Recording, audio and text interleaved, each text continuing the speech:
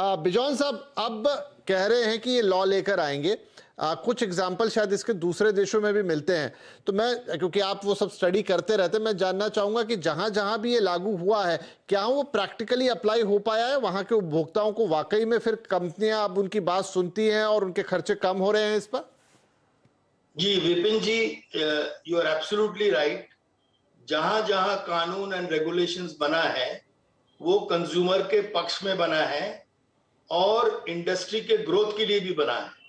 it generates employment because it gives huge opportunities in terms of after sales servicing of products. पहले तो हम शुरू करेंगे consumer rights के तहत।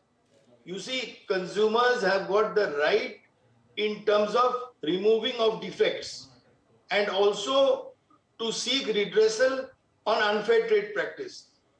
तो सबसे इंपॉर्टेंट चीज जो है, जो नया कानून आया है उपभोक्ता संरक्षण अधिनियम 2019 में, एक सारा चैप्टर डिवोट हुआ है प्रोडक्ट लायबिलिटी पे। और उस प्रोडक्ट लायबिलिटी को लेकर हम लोग को समझना होगा कि हर एक प्रोडक्ट का एक लाइफ होता है और उस लाइफ के तहत प्रोडक्ट खरीदा जाता है और value for money consumers access करते हैं और इसी को देखते हुए लोग खरीदते हैं। जैसे फॉर एग्जांपल हमारे देश में एक कानून आ गया कि ऑटोमोबाइल्स 15 साल तक उसका लाइफ है। We pay the tax in advance for 15 years and we ensure that the product should be made available to us for 15 years, which means what?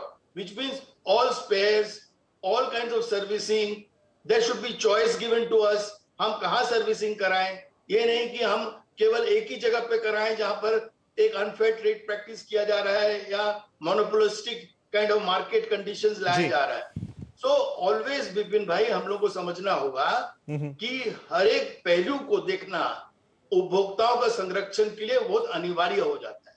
नहीं, सही। और इसीलिए सरकार अभी ये जो राइट टू रिपेयर ला रहा है, इस पे एक क्लैरिटी लाने का जरूरत था, क्योंकि कंज्यूमर्स अक्सर कंप्लेन करते थे कि उनको एक चॉइस से वंचित किया जाता था और उनको वो सारे सुविधा इंफॉर्मेशन नहीं दिया जाता था which was supposed to be given at the time of purchase। Time of purchase में सारे catalogues, books, all literatures pertaining to the product, उसको एक्सेसिबल करवाना ये कानूनी एक हक है बिल्कुल कंज्यूमर के लिए। नहीं, आप सही कह रहे हैं। तो ये सारी चीजें एक बार फिर से अब एक्शन में आती हुई दिखाई देंगी। सचिन साहब, लेकिन इसमें एक चीज मैं समझना चाहता हूं। अब इलेक्ट्रॉनिक गैजेट्स हो गए या वाइट गुड्स हो गए या इवन ऑटोमोबाइल भी हो गया, आपने उसका प्रोडक्ट डिटेल वगैरह सब कुछ दे दिया, कैटलॉग भी दे दिया, पर क्या एक आम कंज्यूमर के पास वो स्किल सेट होता है कि वो उसको खुद को सुधार पाए? ये थोड़ा सा मुझे पॉइंट ऐसा लगता है, या तो फिर कंपनी एक छोटी सी ट्रेनिंग भी दे दे। बराबर। तो विपिन, इसमें जो है आम कंज्यूमर के पास में बिल्कुल नहीं होता है ये स्किल सेट। इसमें जो हम सरकार से मांग कर रहे हैं विपिन, बिजॉन साहब ने एक बड़ी अच्छी बात कही कि end of life service date.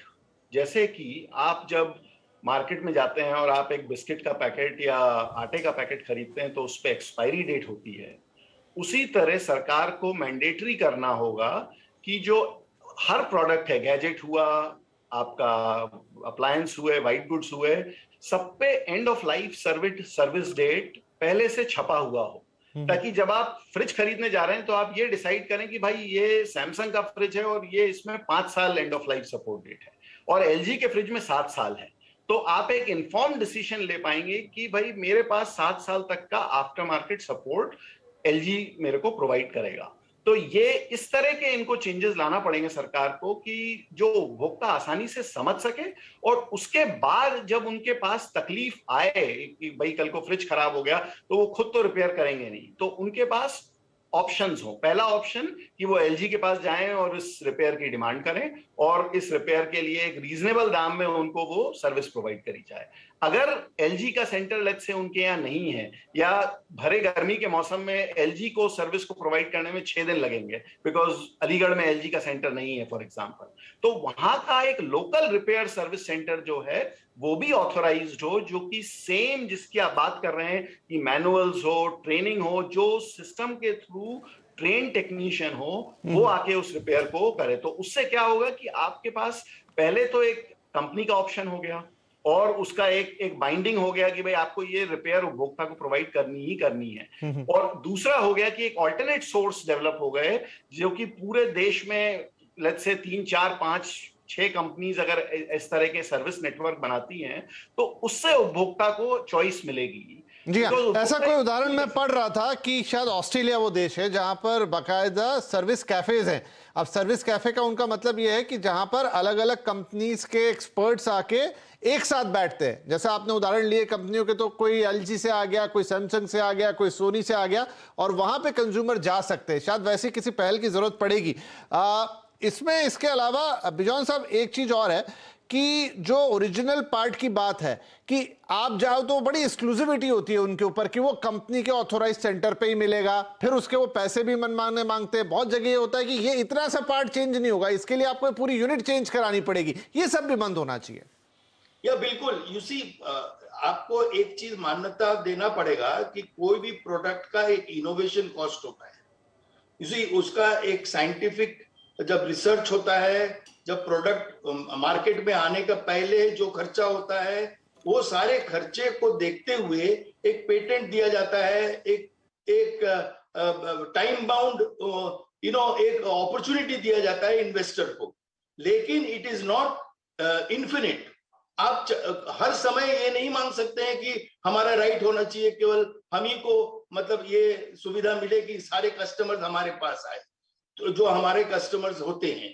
तो बार बार ये देखना चाहिए हम लोगों को कि कैसे जो पार्ट्स बनता है, जो यूनिक पार्ट्स बनते हैं, जैसे फॉर एग्जांपल इंडिया में ऑटोमोबाइल के पार्ट्स बनते हैं जो एक्सपोर्ट होते हैं, और वो लगता है इंटरनेशनल ऑटोमोबाइल्स में उसका पार्ट्स लगते हैं। लेकिन इंडिया में जब वो इनोवेट करके उसका डिजाइन देकर वो जब मैन्युफैक्चर करते हैं, कुछ सालों के बाद वो ओपन किया जाता है, so that there is a competition in the market, and that competition consumer को केवल चॉइस नहीं, एक प्राइस पॉइंट लाता है जो कॉम्पिटिटिव होता है, और उस प्राइस पॉइंट पे कंज्यूमर के पास विकल्प होते हैं कि हम क्या, कौन से पार्ट किससे खरीदें, कैसे खरीदें, किस ढंग से खरीदें। और कई बार ये भी देखा जाता है, कई पार्ट्स रिपेयर होकर भी उसका लॉन्जिविटी मिलता है, उसको यूज किया जा सकता है। लेकिन एक एक्रीडेशन, एक सर्टिफिकेशन के द्वारा होनी चाहिए ताकि कंज्यूमर फिर चीट ना हो जाए।